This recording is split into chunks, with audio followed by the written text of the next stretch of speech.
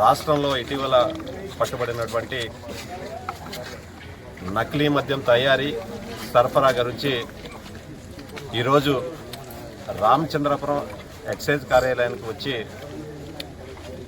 CI గారికి representation ఇవ్వడం జరిగింది.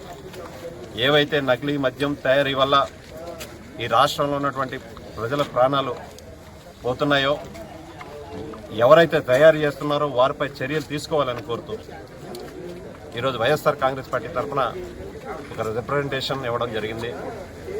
ఒకసారి చంద్రబాబు నాయుడు గారి పరిపాలన చూసుకుంటే ఎన్నికల ముందు ఆయన చెప్పేది ఒకటి, ఎన్నికలు అయిపోయిన తర్వాత చేసేది ఒకటి.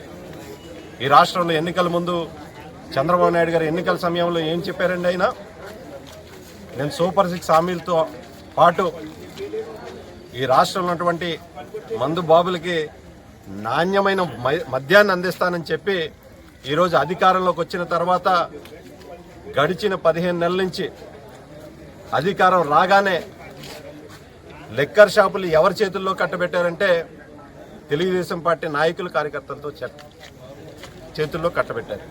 అంతటితో ఆగారంటే మరొక అడుగు ముందరికి వేసి ఎక్కడ పడితే అక్కడ బెల్ట్ షాపులు ఉన్న వేలల్లో పుట్టుకొచ్చి ఈ రాష్ట్రంలో గడిచిన 15 నెలల కాలం నుంచి అవి కూడా ఎవరు నిర్వహిస్తున్నారంటే తెలుగుదేశం పార్టీ నాయకులు కానీ కార్యకర్తలే నిర్వహిస్తున్నారు.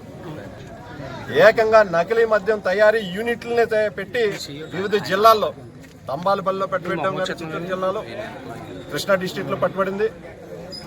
అదేవిధంగా నకిలీ మద్యం తయారు చేసే చిన్న తరహా పరిశ్రమలనే నెలకొల్పి వాటి ద్వారా రాష్ట్ర వ్యాప్తంగా నకిలీ మద్యాన్ని సరఫరా చేస్తూ బెల్ట్ షాపుల ద్వారా నకిలీ మద్యాన్ని సరఫరా చేస్తూ ప్రజల ప్రాణాలు హరిస్తుంది ఈ కూటమి ప్రభుత్వం.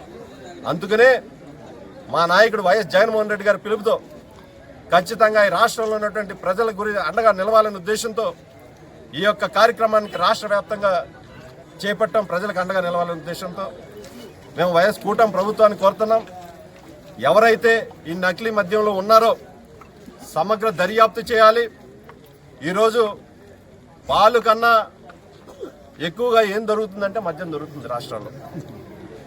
గత ప్రభుత్వంలో రాత్రి 9 గంటలు అయితే చాలు మద్యం షాపులు క్లోజ్ చేసేవారు. జగన్మోహన్ రెడ్డి గారి ప్రభుత్వంలో ఎక్కడ కూడా మద్యం అందుబాటులో ఉండేది కాదు. అంటే ప్రభుత్వం ఆధీనంలో నడిచినటువంటి మద్యం షాపులు ఆనాడు టైం టు టైం పెట్టి ప్రజలకు అండగా నిలుస్తూ ఎవరైతే మహిళలు చేసేవారు. కానీ ఈనాడు అది పరిస్థితి లేదు. 24 గంటలు మద్యం షాప్ తెరిచే ఉంటుంది. సరే, నాణ్యమైన మద్యం దొరుకుతుందా అంటే నకిలీ మద్యం మాత్రం యథేచ్ఛగా సరఫరా చేస్తూ ఉంటాం. దీనిపై చర్యలు తీసుకోవాలి. ఎవరైతే బాధ్యులు ఉన్నారో వారిని శిక్షించాలని కోరుతూ ఈరోజు, ఎందుకంటే ఈరోజు చిన్నోళ్ళు లేరు దీంట్లో. ఇంచుమించు ప్రభుత్వంలో ఉన్నటువంటి పెద్దల నుంచి కింద స్థాయి వరకు అందరూ దీంట్లో భాగస్వాములే. ఖచ్చితంగా వారిని శిక్షించాలి. వైఎస్ఆర్ కాంగ్రెస్ పార్టీ ఒకటే డిమాండ్ చేస్తుంది, బెల్ట్ షాపులు అరికట్టాలి. అవసరం అయితే సిబిఐ ఎంక్వైరీ వేయాలని ఈ సందర్భంగా వైఎస్ఆర్ కాంగ్రెస్ పార్టీ తరఫున డిమాండ్ చేస్తాము.